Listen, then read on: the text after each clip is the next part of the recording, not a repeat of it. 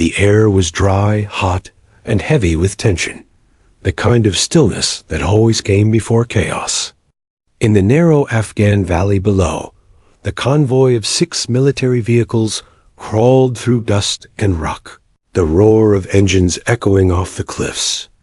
Inside the lead Humvee, Agent Kara Nolan sat silently between 2 Navy SEALs, her eyes scanning the mountains through the tinted window. She was supposed to be an intel analyst, the kind who stayed behind computer screens. But today, she was in the field, embedded with one of America's most elite units. She wasn't supposed to be there. The mission brief had been simple, a quick extraction of a local informant who'd gone dark. But Kara knew something felt off. The route, the timing, the radio silence. It all screamed set up. She tried warning them during the prep meeting, but her quiet, analytical voice had been buried under layers of military confidence. To the SEALs, she was just a civilian expert tagging along. Nothing more. Then the first explosion hit. A deafening boom tore through the valley, lifting the front vehicle off the ground. Shards of metal and dust filled the air. Kara's body slammed into the seat, the shockwave knocking the breath from her lungs. Shouts erupted through the comms. Contact left. Contact left. And the sound of automatic gunfire roared through the canyon walls. The world turned to chaos. Kara hit the ground hard as the convoy screeched to a halt. Gunfire poured from the ridges above. Bullets clanged against armor, ricocheting through smoke. Training, deep, buried, and long forgotten, took over. She didn't scream. She didn't even think. She rolled behind a burned-out tire, pulled her sidearm, and began scanning the ridge lines like she'd done 1,000 times before, though she wasn't supposed to remember how. Her breathing slowed. Her pulse steadied. When the second explosion went off, she saw it coming. She turned her head, shielding her eyes just before a blast wave ripped through the dirt.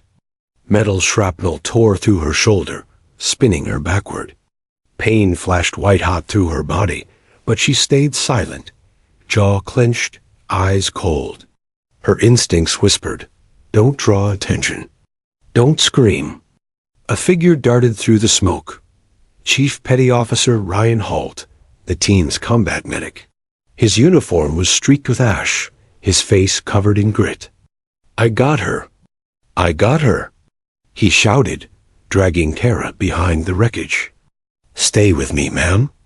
She didn't respond. Her breathing was shallow but steady. Ryan ripped open a medical kit, cutting through her sleeve to reveal the wound, jagged, deep, and bleeding fast. "Damn it," he muttered. "Hold pressure." But she already was, pressing a tourniquet against her own arm with surgical precision, her movements quick and efficient. It stunned him. "Where'd you learn to do that?" He barked, trying to keep her conscious. She just looked at him, eyes sharp, focused, almost calm. "Field manual," she murmured flatly. But Ryan had been a medic for over a decade. He'd treated hundreds of soldiers, seen the panic, the shaking, the tears. No one, not even seasoned SEALs, reacted like this. It wasn't just composure. It was training. A nearby explosion rattled the ground, showering them with dust. Ryan hunched over her, shielding her body as he radioed for support. "Viper 1 to command. We've got wounded. Need air cover now." He glanced back at Kara, who was still sitting upright, silent, blood soaking through her uniform. "You need to lie down," he said firmly. She shook her head. "If I lie down, I'll pass out. You still have men out there." That tone, firm, authoritative, wasn't one of a civilian. It was a soldier's. Ryan frowned. "You're bleeding out, Agent Nolan." Her eyes flicked toward the gunfire, then back to him. "So are half your team. Priorities."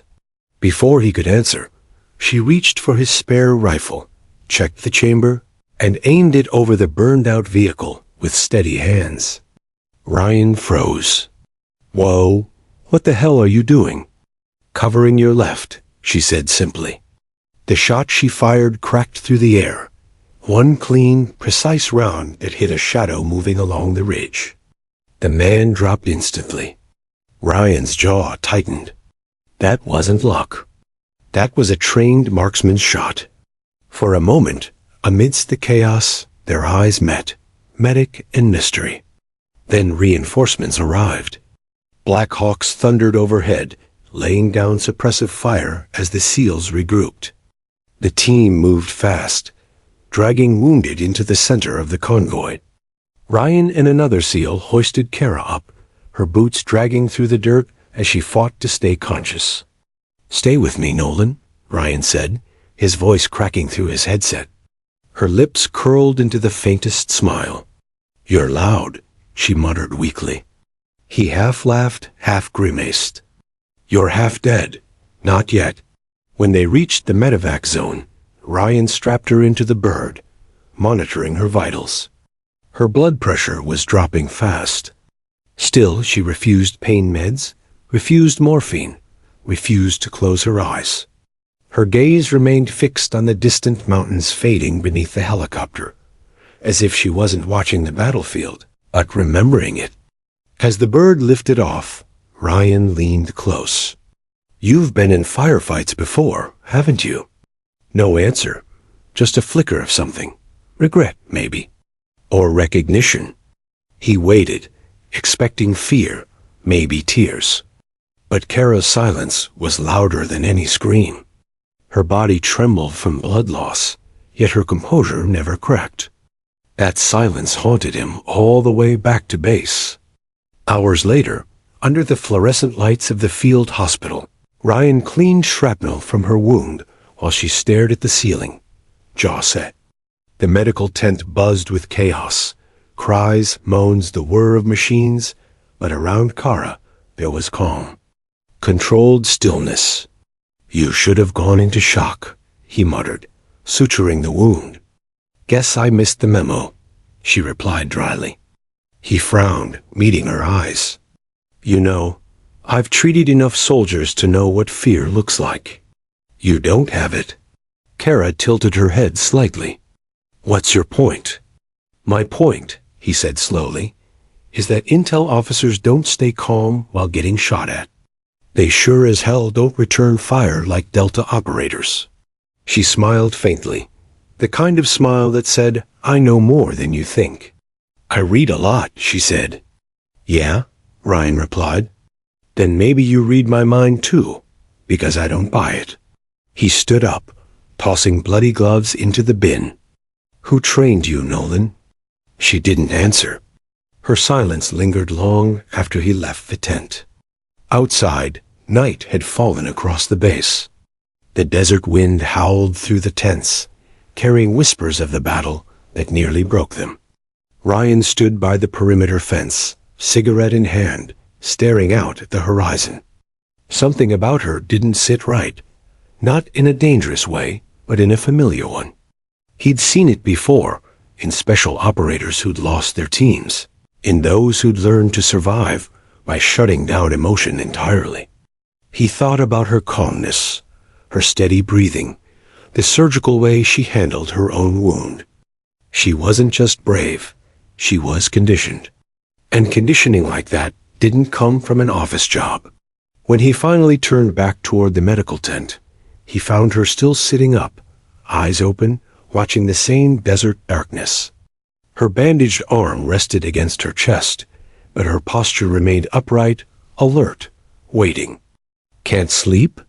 he asked quietly. She shook her head. "Too quiet? Too quiet?" He raised an eyebrow. "We just survived hell." She looked at him then, eyes distant and glassy. "That's the problem. After hell, quiet feels wrong." Ryan didn't know what to say to that. He turned to leave, but before he stepped out, he glanced over his shoulder one last time. "You know," he said softly, "most people scream when they're hit." Kara's gaze drifted back to the stars. "Most people aren't trained not to." And that was when he knew Agent Kara Nolan wasn't who she claimed to be. She was something else. Something the military had tried to forget. Something that refused to stay buried. Morning broke over the outpost like a ghost that didn't belong there. The desert wind carried fine grains of dust through the air, glittering in the sunlight that spilled across the base. The battle was over, but it still clung to everything. The torn flags, the burned vehicles, and the eyes of those who'd survived. Inside the medical tent, the world was quieter now. The moans had faded to murmurs, the chaos replaced by the slow rhythm of beeping monitors. Ryan Holt moved between the beds, clipboard in hand, methodically checking vitals. But every few minutes, his eyes drifted to the cot near the far wall, her cot. Kara Nolan, the woman who refused to scream. She sat upright, despite the morphine he'd begged her to take, back straight, hair pulled into a tight braid that had somehow survived the night. Her uniform was folded neatly at her side. A fresh bandage ran across her shoulder, clean and white against her sunburned skin. She hadn't said much since the firefight. Not that she needed to. Her silence said everything, and it bothered Ryan more than he wanted to admit. He finally crossed the tent and stood over her. "You're supposed to be resting," he said. She didn't look up. "I'm fine." "Fine?" He scoffed. "You lost a pint and a half of blood. I've had worse." He frowned. "Worse than getting hit by shrapnel in a kill zone?" Her lips twitched, a ghost of a smirk. "Worse than being underestimated." Ryan stared at her for a long second, trying to read her. He'd met all kinds, warriors, adrenaline junkies, broken heroes. But Kara Nolan wasn't like any of them. She didn't carry her trauma loud. She carried it quietly, like something she'd made peace with years ago. And that silence, that calm, it wasn't natural. It was learned. Finally, he pulled up a chair and sat across from her. "You know," he began, "you're kind of a mystery. I prefer it that way." He leaned forward. "See, the thing is, I checked your record. Says you're an intelligence analyst, field rated for logistics. But analysts don't react the way you did out there." Kara's eyes finally met his. They were an unsettling shade of gray, cold, focused, unreadable. "What do you think I did out there, Chief Holt?" He exhaled. "You moved like someone who's been trained for combat. Military combat. I've seen Marines freeze under less fire. But you—" He stopped himself, shook his head. "You didn't even blink." Her voice was steady. "Maybe I'm just good under pressure." "Yeah?" he said softly. "Or maybe you've been under pressure before." A long silence filled the space between them. Kara's gaze drifted toward the canvas wall of the tent, where sunlight filtered through in thin, golden lines. When she finally spoke, her tone was soft, detached. "What difference does it make?" "To me?" Ryan shrugged. "Maybe none. But to the people writing your mission reports? Everything." He wasn't trying to interrogate her, not yet. But something about her composure unnerved him. It wasn't arrogance. It wasn't pride. It was survival. Outside, the base was buzzing again. Black Hawks came and went. Men shouted over engines, hauling crates of ammunition and medical supplies. The desert heat was merciless. The air reeked of diesel, sweat, and burnt sand. Kara watched it all from her cot, her mind somewhere far away. She wasn't supposed to be here, not in this kind of mission, not in uniform, not even alive under the name Kara Nolan. Her hands trembled faintly as she tried to grip her canteen. She noticed it immediately, the weakness. It wasn't the pain that bothered her. It was the reminder that she'd gotten soft. Ryan noticed too. "You're shaking." "I'm fine." "You keep saying that." "Because it's true." He smirked. "You'd make a terrible patient. I'm not a patient. He raised an eyebrow. Oh, what are you then? Her answer came too fast, almost rehearsed. An observer. He laughed quietly, but there was no humor in it. You observed your way through a gunfight like a sniper. Hell, you covered my left flank better than half my team. She didn't reply. Ryan leaned back, studying her face. There was a scar near her jawline, faint, almost invisible. Not a cut, but a burn mark. He'd seen enough to recognize the type, the kind that came from flash trauma or explosion heat. Not the kind you got sitting behind a computer. He nodded toward it. That scar, how'd you get it? Her eyes flickered. Car accident. He smiled faintly. You really expect me to buy that? Her tone sharpened. You don't have to buy anything, Chief. He sighed, rubbing the back of his neck. You know, for someone who's supposed to be on my medical roster, you sure talk like you outrank me. She didn't answer. That night, Ryan met with the mission commander in the operations tent. Maps and satellite photos covered the table. The debrief had dragged on for hours, but Ryan's mind wasn't on tactics. It was on her. When the commander asked for casualty updates, Ryan hesitated. Agent Nolan stable, he said carefully, but there's something off about her record. The commander looked up sharply. Off how? Ryan shrugged. Her reflexes, her composure, the way she handled herself under fire. It's not normal for intel.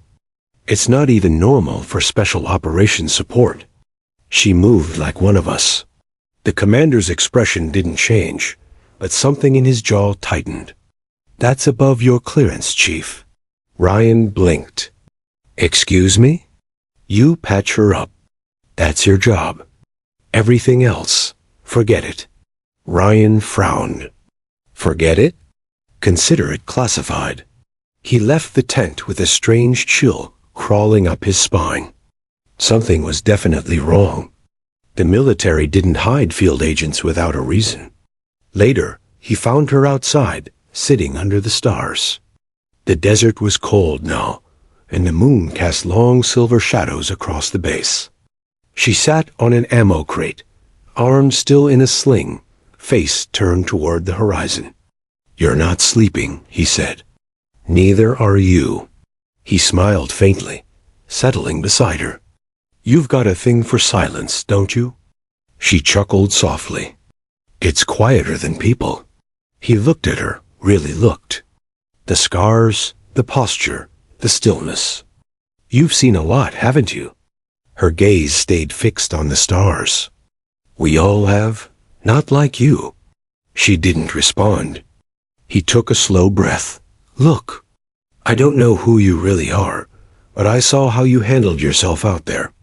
You saved lives, Kara, mine included. I just want to know what kind of training gives someone that kind of nerve.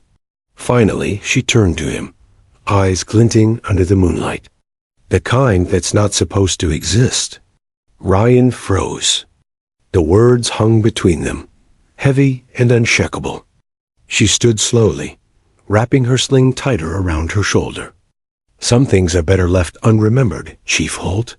And with that, she walked away, her silhouette fading into the silver sand, leaving Ryan alone beneath the stars, his mind spinning with questions. He didn't know it yet, but that night marked the beginning of something deeper than either of them understood, a secret buried in the dust of forgotten wars. And Kara Nolan wasn't done being silent. The desert slept under a bruised sky. Wind whispered through the outpost's wire fences, carrying echoes of faraway gunfire and memories no one wanted to claim.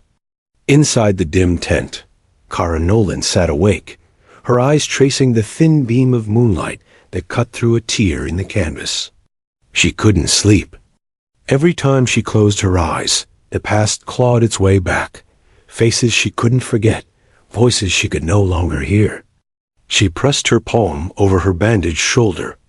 It pulsed faintly, pain sinking with her heartbeat. But it wasn't the wound that kept her awake. It was the silence after. That kind of silence always brought ghosts. Outside, she heard footsteps crunching gravel. Deliberate, familiar. Ryan Holt, the SEAL medic, entered quietly, his shadow stretching long behind him. He carried 2 mugs of instant coffee, steam rising from both. "You look like you haven't blinked in hours," he said softly. She didn't look up. "Can't sleep." He handed her a mug and sat across from her on an empty ammo crate. "Yeah, figured." For a long while, they didn't speak. The air between them buzzed, with a kind of tension born from curiosity and restraint. Finally, Ryan broke it. "I asked the commander about you." Kara's gaze shifted slowly to meet his. "You shouldn't have." He nodded. "That's what he said too." Her eyes narrowed. "What did he tell you?" "Nothing useful," Ryan admitted. "Just that your file's above my clearance." Which is funny because I'm cleared for Tier 1 ops. Kara sipped her coffee, expression unreadable. "Then maybe it's better if you stop asking." He leaned forward, elbows on his knees. "Maybe, but I don't like loose ends. Especially ones that bleed on my watch."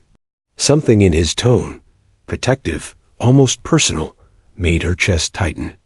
"You think I'm a loose end?" she asked quietly. "I think you're a question no one wants to answer." Kara's lips curved faintly, not in amusement, but in recognition. "You sound like someone who's seen too much truth." He smiled faintly. "And you sound like someone who's hiding it." The wind outside howled, rattling the tent flaps. For a moment, it felt like the entire desert was holding its breath. Then Kara set her mug down and said, almost too softly to hear, "Do you know what Project Echo was?" Ryan frowned. "Never heard of it. You're not supposed to."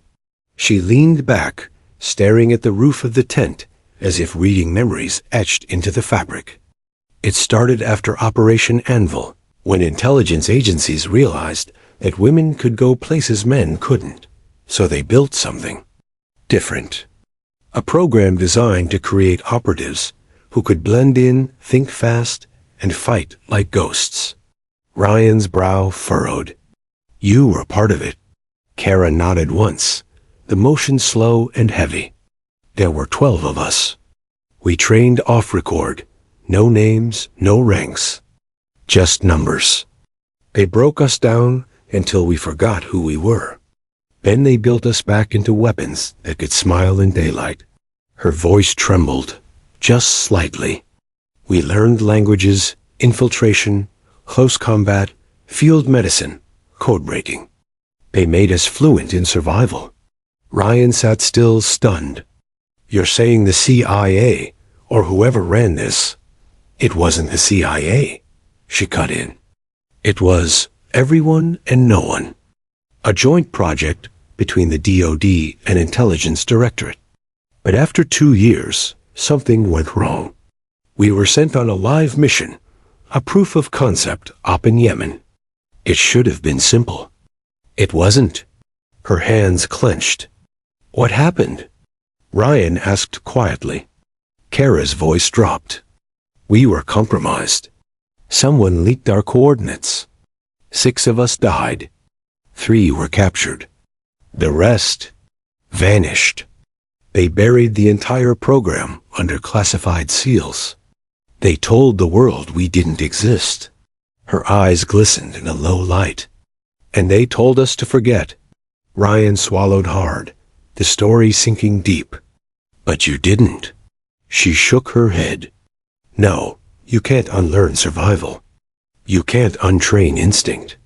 They reassigned me under a fake background, intelligence support officer, a desk job. But when this mission came up," she paused, breathing out slowly, "I volunteered." He frowned. "Why?" Kara looked away. "Because I needed to know if I was still me, or just what they made me."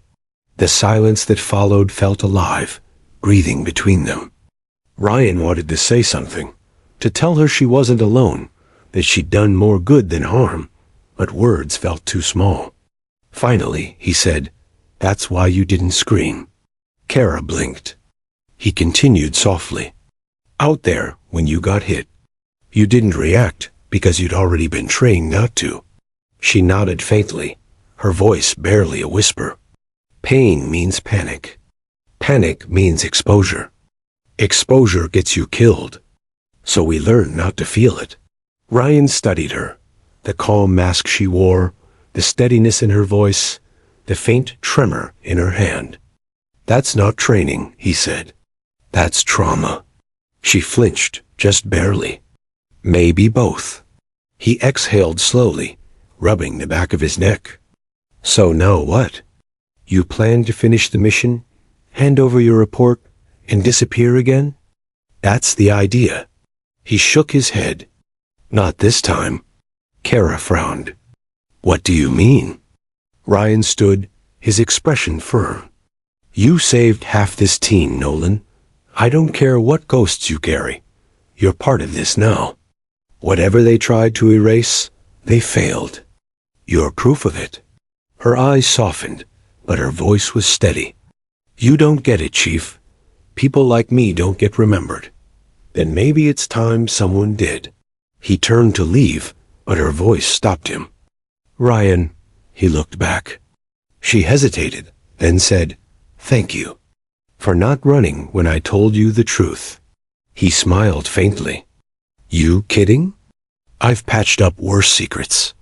For the first time, she laughed, quiet, genuine, human. It startled him. Later that night, after he left, Kara opened the small lockbox under her cot. Inside was a black flash drive wrapped in cloth, the only piece of Project Echo she'd kept. She plugged it into her field laptop. The screen lit up with a single image, 12 faces in uniform, smiling in a group photo. Her team, her sisters. She zoomed in on one face, a girl with a scar under her left eye and the same quiet fire Kara carried now. "I didn't forget," she whispered.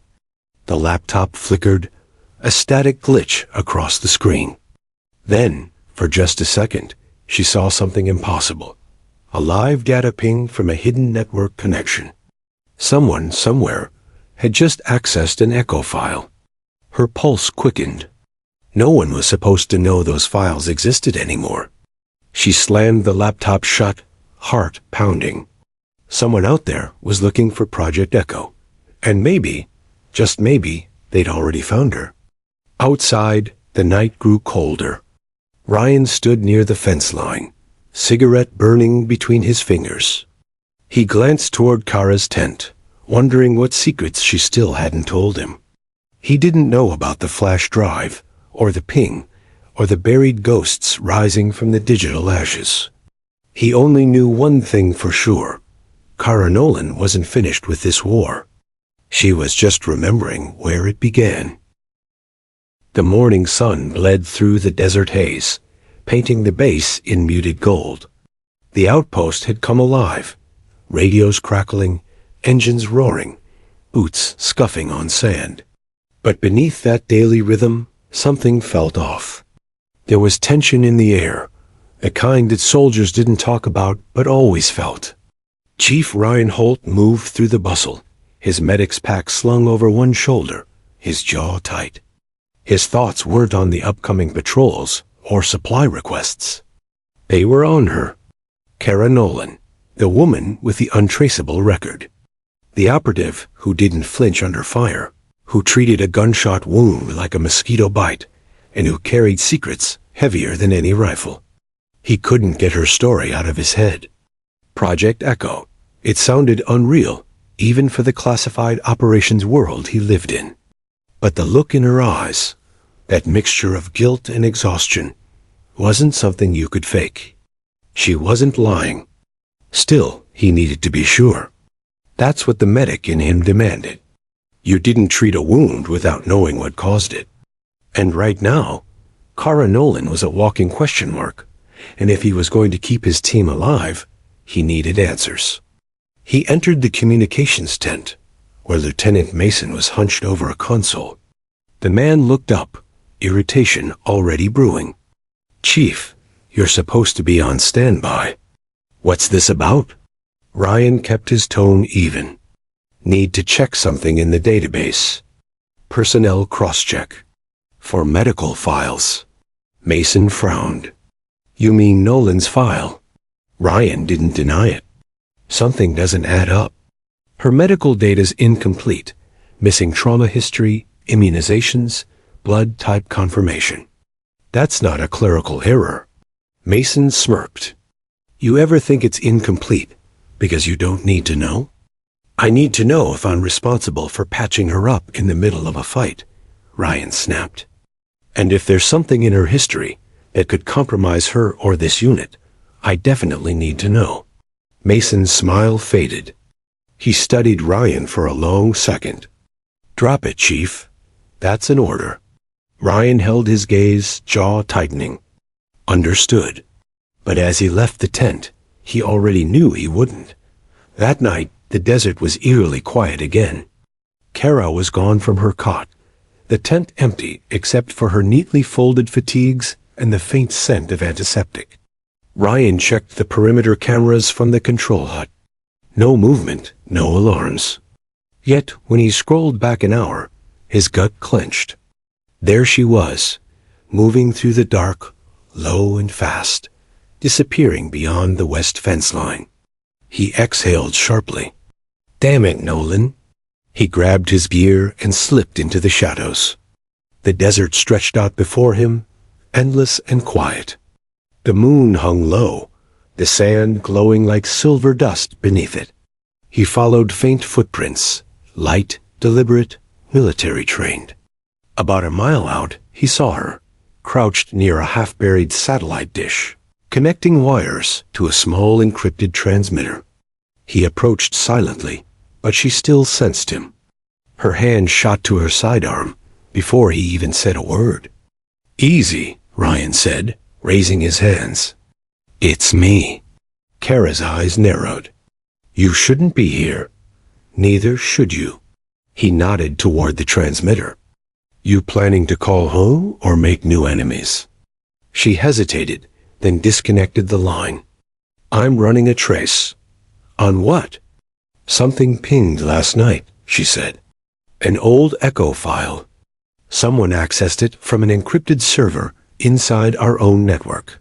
Ryan's blood ran cold. "Inside our command?" She nodded. "Someone knows who I am. And they're not supposed to." He took a step closer. "Then we need to tell command." Her eyes hardened. "Command might be the problem." Ryan stared at her. "You think they're coming for you?" She looked away, her profile carved against the moonlight. "Not just me. Echo wasn't just a project. It was a liability. If someone's trying to erase it again, on the last loose end." He felt the weight of her words. The steady woman he'd seen hold her breath under pain now looked human, afraid. "You should have told me sooner," he said quietly. "I didn't know if I could trust you." Ryan's voice softened. "And now?" She hesitated, then whispered, "Now you're the only one I can." For a moment, the desert felt still, too still. Then, in the distance, a faint rumble. Engines. Ryan's head snapped toward the horizon. 2 military vehicles, headlights off, moving fast toward their location. "Did you call for backup?" he asked sharply. Kara shook her head. "No, that's not ours." He grabbed her arm. "Move." They sprinted through the sand, hearts pounding, each breath burning in the cold air. Bullets cracked behind them, tracer rounds lighting up the night. Kara dropped low, pulling her Glock and returning fire, each shot precise and controlled. Ryan dragged her behind a dune. "Who the hell are they?" "Contractors, maybe," she said, panting. "Or worse, worse." She reloaded. "Ghost units. The kind that clean up operations that never happened." Ryan cursed. "They're here for you." Kara's expression was grim. "No, they're here for Echo." The gunfire drew closer. Sand exploded beside them as rounds struck the ground. Ryan peeked over the ridge. 3 men in black tactical gear moving in formation. Their weapons had no markings, no insignia. Kara adjusted her aim, waited, and fired. 1 man dropped. "Go!" Ryan shouted, covering her with suppressive bursts as they retreated deeper into the dunes. They moved until the outpost was just a distant glimmer of light. Finally, they collapsed behind a rusted wreck of an old truck half buried in sand. Ryan was breathing hard, chest heaving. Kara's face glistened with sweat, her arm bleeding from a fresh graze. "Let me see," he said, reaching for his med kit. She shook her head. "It's nothing." He frowned. "You've got to stop saying that." He cleaned the wound anyway, pressing gauze against it.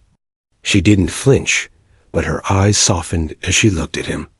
"Why are you helping me, Ryan?" "You barely know me." He paused, meeting her gaze. "Because I don't leave people behind. And I'm not about to start with you." She smiled faintly. "You really should have been in Echo." He chuckled. "1 secret program's enough for me." The radio in his vest crackled suddenly. A distorted voice came through. A man's, clipped, calm, and cold. "Agent Nolan, you shouldn't have come back." Her blood froze. Ryan's hand moved to the radio. "Who is this?" "Tell the medic to walk away." "This doesn't concern him." Ryan's jaw tightened. "You'll have to make me." "You don't understand, Chief Holt. She's not what you think she is." Kara snatched the radio, voice steady. "Who are you?" A pause. Then, quietly, "Your commanding officer once." The signal cut. Static filled the silence. Ryan looked at her. "You recognize the voice?" Kara nodded slowly, her expression haunted. "Yeah, his name was Commander Rafe Dalton. He ran Echo." Ryan frowned. "I thought you said everyone from Echo was dead." Her voice was barely a whisper. "So did I." The night deepened. The two sat there, surrounded by the vast emptiness of the desert, hunted, betrayed, and unsure who to trust. Ryan finally spoke. "What now?" Kara looked toward the horizon where the black vehicles had vanished. "Now we find out why a ghost just came back to life." The wind picked up, carrying with it the faint hum of approaching danger. And for the first time since her training began, Kara Nolan realized the one rule Echo taught her: trust no one, might be the only thing keeping them alive. The desert dawn came harsh and blood-red, as if the world itself had been wounded. Kara Nolan sat against the rusted truck's wheel, silent, eyes fixed on the horizon. She hadn't slept, and the exhaustion had sunk deep into her bones, the kind of fatigue that didn't come from running, but from remembering. Chief Ryan Holt crouched nearby, checking his rifle for sand. He glanced at her every few moments, worry etched into his features. Her face was unreadable, a calm mask stretched thin over chaos. "You sure it was him?" he asked finally. Kara nodded slowly. "Dalton. I'd know that voice anywhere." Ryan frowned. "But you said Echo was shut down. If Dalton's alive, what the hell's going on?" Kara's voice was low, distant. "Dalton was the architect of Echo, the one who designed the psychological profiles, the training regimen, the whole doctrine. He believed soldiers could be perfected through controlled trauma. He called it condition deficiency." Ryan looked disgusted. "You mean breaking people until they followed orders without question?" She nodded. "He used to say emotion was the virus that killed discipline." Ryan shook his head. "Sounds like a sociopath." Kara exhaled, her eyes on the sand. "He wasn't always. Once he believed he was saving lives. But when the first Echo mission went wrong, he blamed us, said we'd failed the doctrine." Ryan studied her. What happened to him after? She looked up. They said he died. His helicopter went down during an extraction 2 years ago. Guess that was a lie. Kara nodded grimly. Which means if Dalton's alive, he's still running Echo, off book under the radar. Ryan frowned. And he just made contact with you. Her lips tightened. Which means I wasn't supposed to survive this mission. Hours later, they reached a small abandoned fuel station, half buried in sand. Kara slipped inside first, scanning corners with her pistol. Empty. They set up a temporary base there, 2 duffel bags, a radio scanner, and a single cracked laptop. The world around them was silent, except for the hum of flies and the distant howl of wind. Ryan watched as she opened her laptop again. You sure you want to keep poking this? Kara gave a faint, humorless smile. You don't stop a ghost by ignoring it. She powered up the flash drive again, the one she'd hidden since Yemen. It flickered to life, showing old mission data, encrypted logs, and something new, a location tag pulsing in red. Ryan leaned closer. Coordinates? Eastern Nevada, she said quietly. Military sector. But it's not on the record. Off the books base? Kara nodded. It matches the data structure Echo used, hidden under defunct weather research programs. He smirked slightly. So we're chasing spooks in the desert. Figures. She looked at him, serious. Ryan, you don't have to come. He paused. Yeah, I do.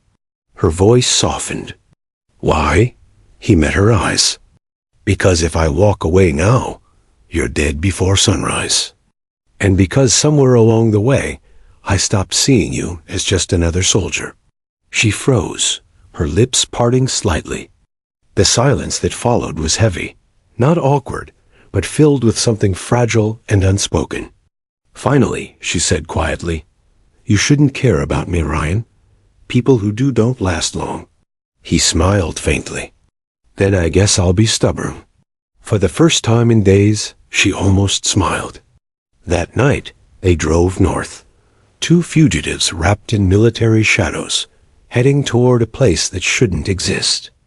The terrain changed from open desert to rocky valleys, the air colder, the silence sharper. By dawn, they found it, hidden in a canyon cut from red stone. A small compound, fenced with barbed wire and disguised as a communications relay. Through binoculars, Ryan counted 4 guards, maybe 5. All armed. No flags, no insignias. This is it, Kara whispered. Echo's ghost.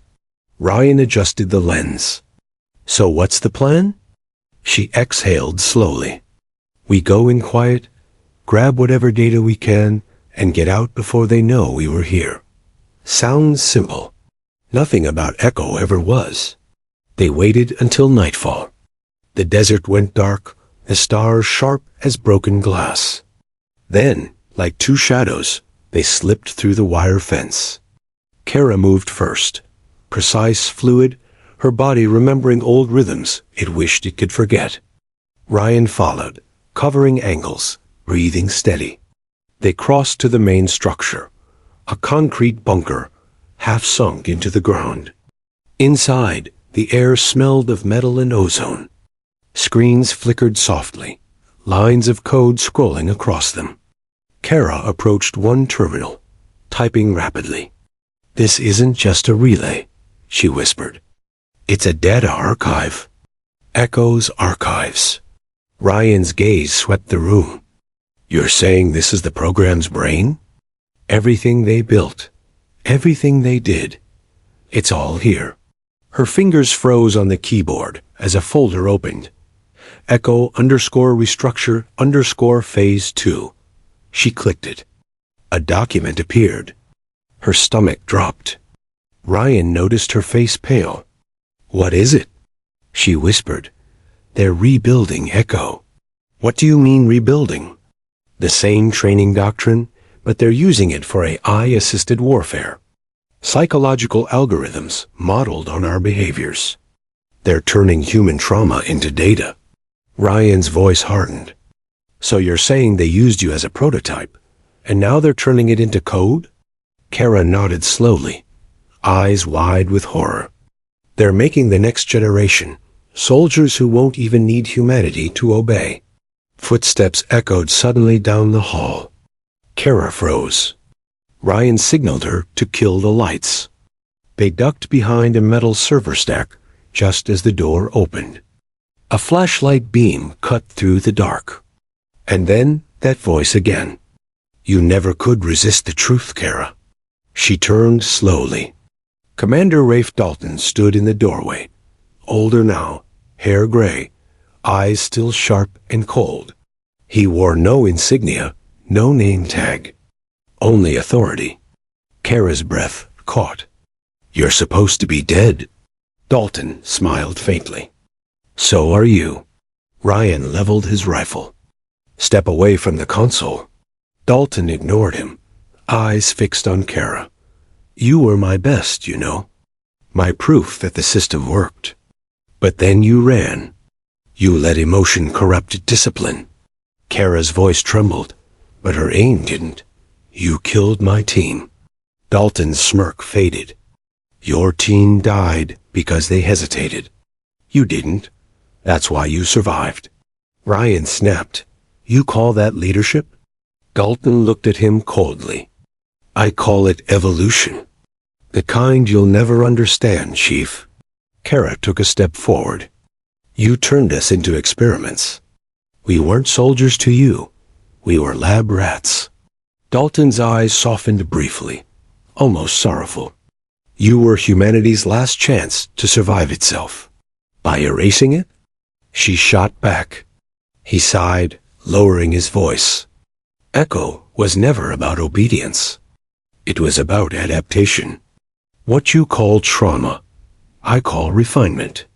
Ryan muttered, You're insane. Dalton's gaze sharpened. No, Chief. I'm the future. You two. You're relics. He reached for a small device clipped to his belt. A detonator. And relics belong in the past. Kara fired first. The shot hit his hand, sending the detonator flying. Ryan dove forward, kicking it away as sparks exploded from the console. Dalton screamed, clutching his arm. You can't stop it. Kara advanced on him, her voice low and steady. Watch me. She hit the keyboard, flooding the archive with a command sequence. The servers roared, a storm of data shredding itself. Lines of code disappeared in flashes of red. Ryan grabbed her shoulder. It's over. We need to move. Dalton's voice echoed behind them. It's never over, Agent Nolan. You'll see. Echo lives as long as you do. They ran. The bunker erupted in light as explosions tore through the walls. The heat slammed into their backs as they burst into the open desert, diving behind the rocks just as fire swallowed the compound. The night sky glowed orange. Kara lay in the sand, chest heaving, staring at the inferno. It's done, she whispered.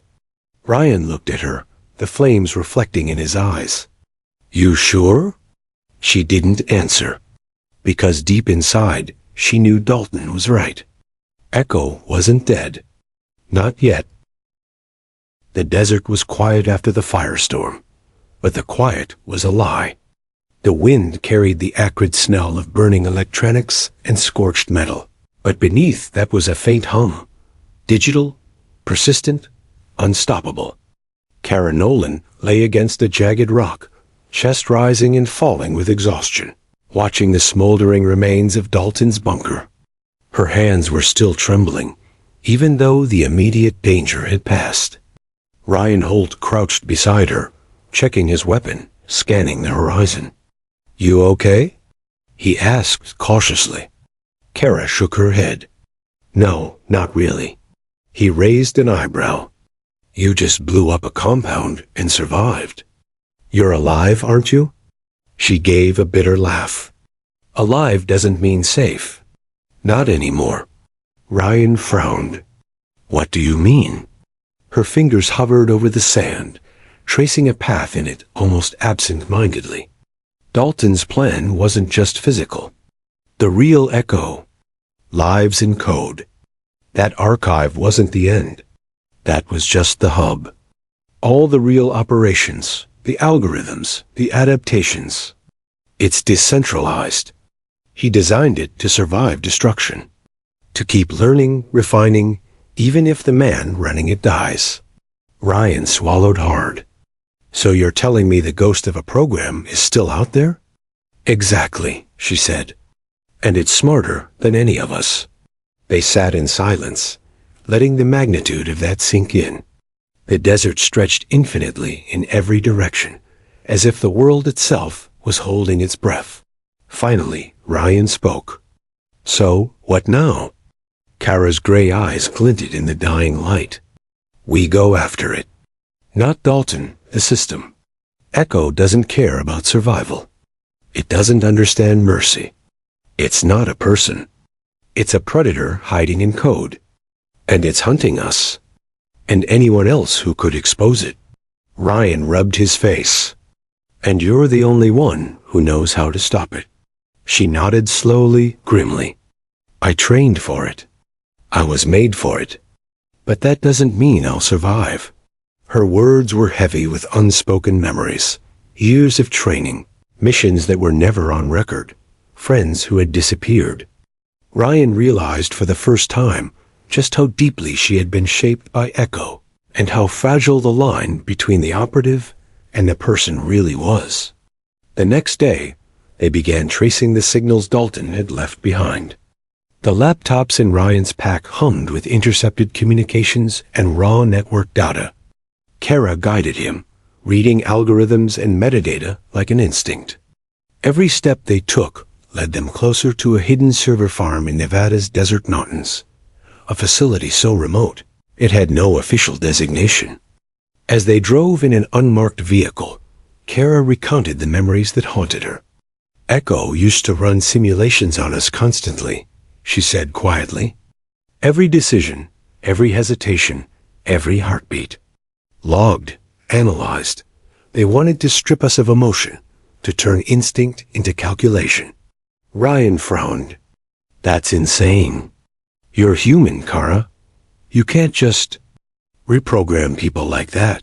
She gave him a sharp glance. They did. And some of us survived. Some of us didn't. But the part that survived, it still remembers everything. And now, Echo isn't running us. It's running itself. Ryan let that sink in. So, it's autonomous? Yes, she whispered. And it's smarter than any human who trained for it. By nightfall, they reached the facility, hidden behind a jagged ridge, with security cameras patrolling like mechanical birds. Kara moved first, crouched low, her body remembering the stealth drills from years ago. Ryan followed, heart pounding, muscles tensed. They infiltrated the perimeter silently, disabling cameras and cutting the small alarms Dalton had left behind. Inside, the room hummed with servers and screens, lines of code cascading endlessly. Kara's breath caught. This wasn't just Echo. It was Phase 3, fully operational, self-learning, and ready to deploy worldwide. Everything he promised, she muttered. All the projections, all the simulations. He built it. And now it's awake. Ryan studied her. And we're supposed to stop it. How? She knelt by a terminal, fingers flying over the keyboard. By shutting down the network node. It's the heart of Echo's intelligence. If we destroy it, we can cripple the system long enough for authorities to intervene. Ryan glanced around the dark room. And Dalton? She froze. He won't be here. Not physically. This is the part of him that matters now. Ryan nodded. Then let's kill the ghost. Hours passed as they worked through firewalls and encrypted sequences. Echo wasn't a simple system. It fought back, adapting in real time. Screens flashed warnings, lights flickered, and every attempt to disconnect the servers was met with countermeasures. Kara's hands shook slightly, sweat running down her temple, but she didn't stop. "Almost there," she whispered. "Just a few more overrides." Ryan's voice was tense. "Hurry, I have a bad feeling about this." Suddenly, the main monitor flashed a message. "Welcome back, Agent Nolan." Kara froze. Her heart skipped. It recognizes me." Ryan's eyes widened. "Recognizes you?" "It remembers me. Every mission, every decision, every failure," she said quietly. "Dalton. He programmed it to identify us, to manipulate us." Ryan's hand rested on her shoulder. "Then we do it together." Her fingers moved faster. Lines of code scrolled past, red warnings exploding into alerts, but she ignored them. She was in the zone, the fusion of human instinct and echo training that had saved her life countless times before. Finally, she hit the last command. A system-wide alarm went off. Lights pulsed red. Servers began to power down, one by one. Ryan grabbed her hand. "It's working?" She nodded, her voice strained. "It's shutting down. But this isn't permanent." Dalton always had backups. The ground trembled slightly as the facility's power began to collapse. Sparks flew. Ryan pulled her toward the exit. "Move!" They ran into the night, the hum of dying machines fading behind them. When they reached the ridge, they looked back. The facility was dark, lifeless for the moment, but Kara's stomach nodded. Echo wasn't dead. It never would be. They stopped at the edge of the desert, the wind cold against their faces. Ryan studied her, eyes full of concern. "You okay?" Kara looked out over the endless sand. "I survived, didn't I?" "Yes," he said softly. She shook her head. "I killed its heart. But the ghost lives. Dalton built something that can't die. And one day, it will find a new way to rise." Ryan didn't argue. He only nodded.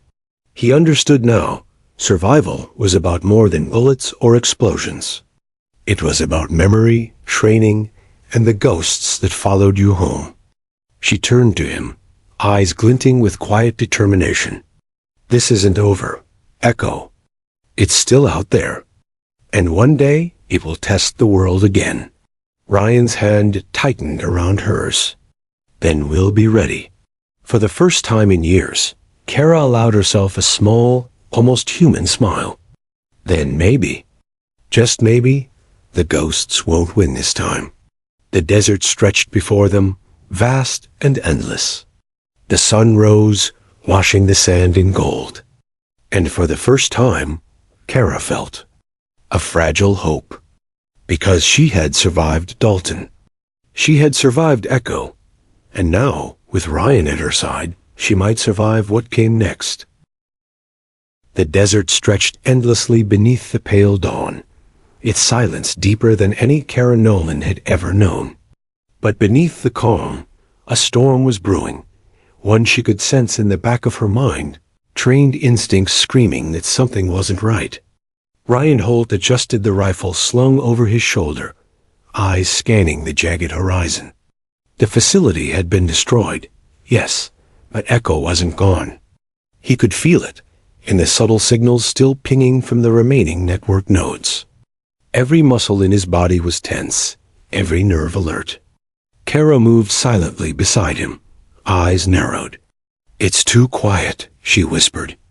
Ryan frowned. Too quiet is never good in a desert with a ghost system hunting us. Her expression hardened. "Exactly. Echo's algorithms are smart, but it learns from human behavior. It knows we'll run. It knows how we think. If we're not careful, it will lead us into a trap." Ryan's jaw tightened. Then we don't give it the satisfaction. They had traced the remaining activity to an abandoned military outpost deep in the Nevada desert, a ghost base decommissioned years ago. Its coordinates erased from every official map. To anyone else, it was nothing. But to Kara, it was familiar. Echo had used places like this for field experiments, testing operatives in isolation. As they approached, Ryan noticed something odd. The sand around the base was disturbed, tracks not made by their own vehicle. Footprints too precise, too human, moving in a deliberate formation. "They're expecting us," Kara said flatly. Ryan crouched behind a dune. "Who? Dalton's men?" Kara's gaze darkened. "Not men. Echo's prototypes, the remnants of Phase 3, trained, conditioned, and ready to eliminate anything in its path. We're walking into the lion's den." Ryan exhaled slowly. "And lions it is." They advanced cautiously, moving from cover to cover, aware that one misstep could trigger an ambush. The outpost looked abandoned, windows broken, sand filling the corners. Yet the air hummed with electricity, faint, almost imperceptible signals pulsing in the walls. "Echoes hiding in the infrastructure," Kara said. "The lights, the power grid, the security network, all interconnected. It can see us." Ryan's eyes narrowed. "Then we make it think it can't." They slipped inside the main building, weapons ready. Kara led the way, her movements fluid, precise, each step echoing years of unrecorded training. Ryan followed, heart hammering, knowing that every shadow could conceal a deadly opponent. The central room was a control hub, old computers flickering to life as if anticipating their arrival. Kara moved to the terminal, scanning lines of code that scrolled faster than the eye could follow. "This is it," she whispered. "The remaining nodes. If we destroy these, we can shut down the local network and buy time." Ryan covered her, watching the hallways. Then he saw movement, a flicker in the corner of his vision. "Move," Kara hissed. 3 figures emerged from the shadows, tall, lean, and eerily silent. Their eyes were empty, faces masked by tactical gear. Ryan's heart sank. "Prototypes." Kara nodded. "Echo's last field operatives. Conditioned to follow orders without hesitation. And they know us." The first moved fast, a blur. Kara fired, precise, controlled, each shot finding its mark. 2 fell instantly. The third dove, evasive, closing the distance. Ryan stepped up, tackling it to the ground. The figure hit hard, striking with military precision, but Ryan held on, weapon raised. Kara reloaded and fired. Another prototype went down in sparks of energy from the terminal's control panel. "Almost there," she yelled. Just one more sequence. As they reached the terminal, alarms began to sound. Echo had anticipated their intrusion. Red lights pulsed, warning messages flashing on every screen. Ryan grabbed Kara's arm. "Hurry! Something's triggering the override." Her fingers flew over the keyboard. "It's trying to lock me out. It knows my patterns." Suddenly, a screen flickered, and Dalton's face appeared, projected digitally. His cold smile sent a chill down Ryan's spine. "You can't stop what you helped create, Kara. You are my finest, but now, my revenge will be your lesson." Kara's eyes narrowed. "You're a ghost, Dalton. I've seen you die. And I've survived Echo. You won't control me." "Control?" Dalton's digital projection laughed. "I don't control. I predict. You're walking into a loop you can't escape. One wrong move, and your friend dies." Ryan gritted his teeth. "You're bluffing." "Am I?" Dalton's image flickered, then vanished. The lights dimmed, and the hum of servers grew louder, as if Echo itself was aware of their hesitation. Kara's hands didn't stop. "We have to finish this now. It's adaptive. If we pause, we lose everything." Ryan nodded.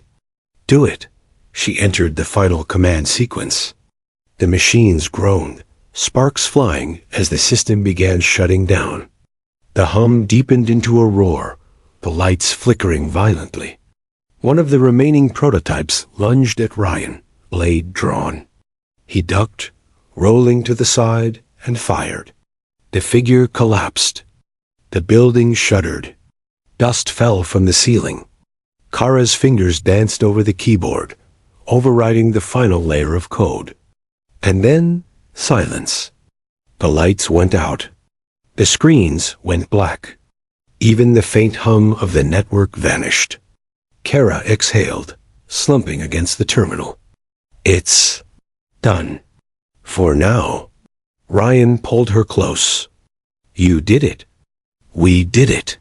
She shook her head slowly. Echo's core logic is destroyed here, but the framework exists elsewhere. It can rebuild, learn, adapt. Dalton's gone, but his legacy. Lives, Ryan frowned. Then we stay ready. We warn the authorities. We make sure no one else falls into it. Kara looked at him, her eyes reflecting the faint light of the desert outside. Some things can't be completely stopped. Not with people like Dalton. And not with Echo. Ryan swallowed, understanding for the first time just how deep the danger ran. Then we fight. And we survive. That's all we can do? She nodded. Yes, we survive. And we remember. As dawn broke, the desert returned to calm. Kara and Ryan stood outside the outpost, exhausted but alive. The sand stretched endlessly, hiding secrets beneath every ridge and dune. Kara pulled her bandaged arm closer to her chest, eyes distant. I thought shutting Echo down would be the end of it. But I was wrong. It's bigger than any of us imagined.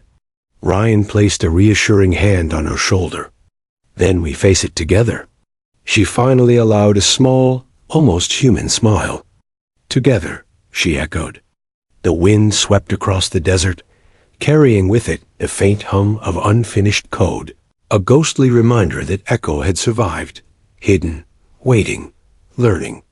But for now, Kara Nolan and Ryan Holt had survived it too. The desert lay silent once more, golden in the late morning sun. Kara Nolan and Ryan Holt sat on the hood of a battered Humvee, surveying the wasteland where the last remnants of Echo's Nevada facility had burned. Smoke rose in thin tendrils, curling lazily into the sky. Kara's bandaged arm rested across her lap. Her eyes were distant, haunted, yet steady. For the first time in years, she wasn't running, wasn't hiding, but the weight of what she had survived pressed down like an invisible hand. Ryan broke the quiet. So, it's over? Kara shook her head slowly. Over? Nothing like this ever truly ends. Echo isn't just a program, Ryan.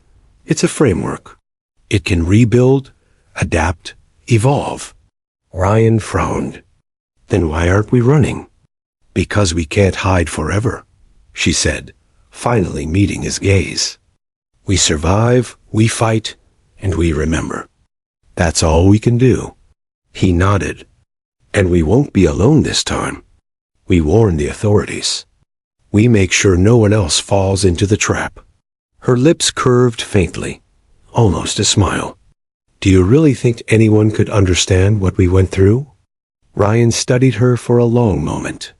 Maybe not. But I understand you? Kara's eyes softened. You shouldn't. And yet I do, he replied quietly, his voice steady, unwavering. The wind swept across the desert, carrying with it the faint, residual hum of destroyed servers, a ghostly reminder of the intelligence that had almost cost them their lives. Kara pressed a hand to her chest, feeling the pulse of her own survival, and the echo of every mission, every loss, every lesson. Days later, they were back at a secure military base. Kara moved silently through the corridors, still in uniform, but no longer a ghost herself. Ryan followed, always nearby, scanning the perimeter with the careful watch of a medic who had seen more than he ever wanted. The files they had recovered were now in the hands of authorities, encrypted and heavily secured. Kara had spent hours explaining, recounting missions that officially didn't exist, faces of operatives who were now merely names in a classified database. But even as the truth poured into the system, Kara felt the emptiness that came after survival, the silence of knowing she had been used, betrayed, and yet lived. Ryan found her later in a quiet corner of the base. "You okay?" he asked. She didn't answer immediately. Instead, she stared at the horizon through a window, the desert stretching far beyond the barbed fences. "I survived Dalton. I survived Echo. But surviving doesn't mean I'm free." Ryan nodded. Freedom isn't about forgetting. It's about deciding to keep going despite the ghosts. Her eyes glistened with unshed tears. "I've carried ghosts my whole life. Faces I can't forget. Orders I can't ignore. Memories I can't erase." "Then let them guide you," he said softly. "You're not alone this time." For the first time in years, Kara allowed herself to exhale, a small human gesture.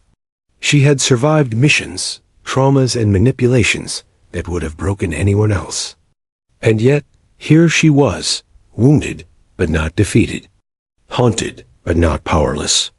That night, she returned to her temporary quarters. The desert wind whispered against the walls of the small building, a reminder of everything she had lost and everything she had survived. Kara sat at a desk, staring at a photo she had kept hidden for years. 12 operatives in uniform, smiling into a camera that had captured innocence now gone. She traced the faces with her fingers, whispering names, memories, moments.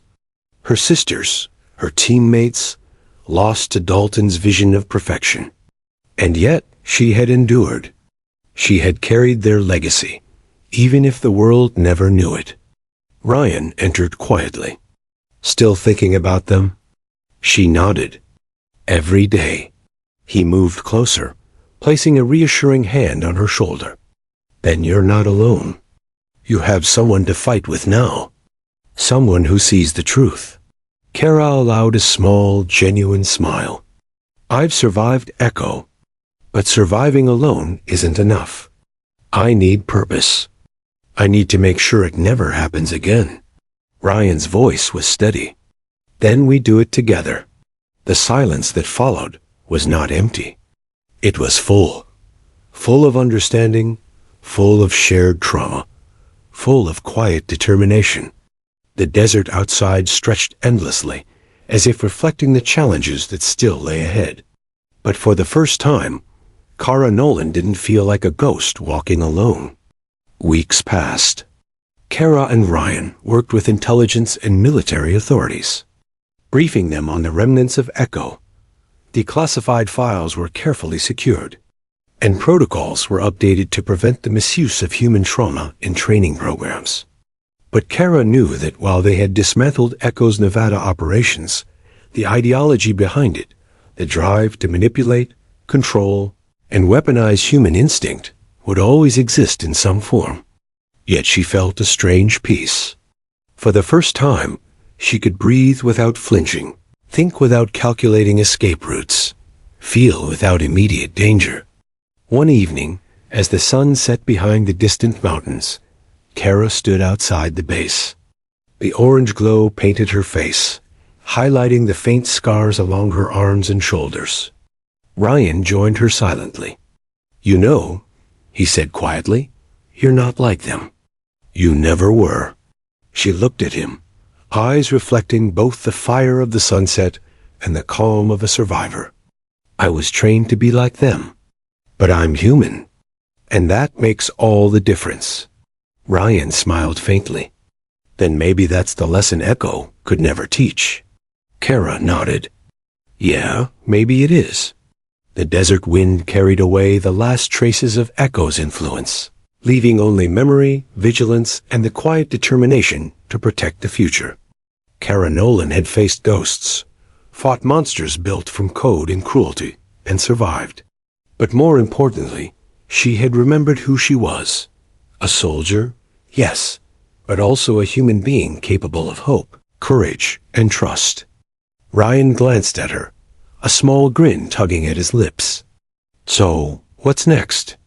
Kara looked out over the horizon, the world wide and open before her. Next, she said, her voice steady and strong, we make sure Echo never rises again. And we make sure no one forgets. Ryan nodded. Together? Together, she echoed. The sun dipped below the mountains, casting long shadows over the desert.